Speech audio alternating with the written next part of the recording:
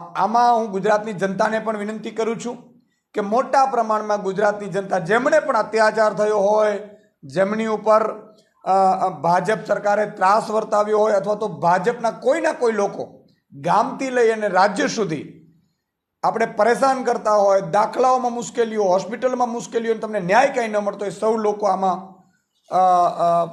પરિવર્તન સંકલ્પ જે યાત્રા છે એના ભાગરૂપે ઉપવાસ આંદોલનમાં જોડાવો.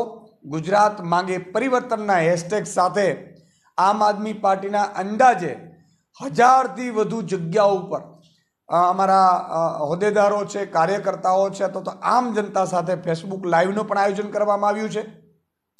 30 તારીખે શરૂઆતમાં જેટલા હોદ્દેદારો છે, જ્યાંથી ઉપવાસ આંદોલન કરવાના છે અનશન, એ જગ્યાએથી 30 તારીખે લાઈવ કરશે અને પાળના સમયે પણ ફરીથી ફેસબુક લાઈવ કરશે. આ રીતનું આખું આયોજન કરવામાં આવ્યું છે અને હું ગુજરાતની તમામ શાણી જનતાને વિનંતી કરું છું કે વેપારીઓને યોગ્ય ન્યાય નથી મળી રહ્યો, વેપારીઓ અસુરક્ષિત છે, કર્મચારીઓ અસુરક્ષિત છે, એમના ઉપર લાઠીચાર્જ થઈ રહ્યો છે.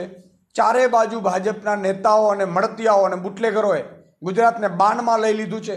માતા મેન દીકરીઓના ધોળા દિવસે સરઘસો કાઢવામાં આવે છે, અડધી રાત્રે સરઘસો કાઢવામાં આવે છે.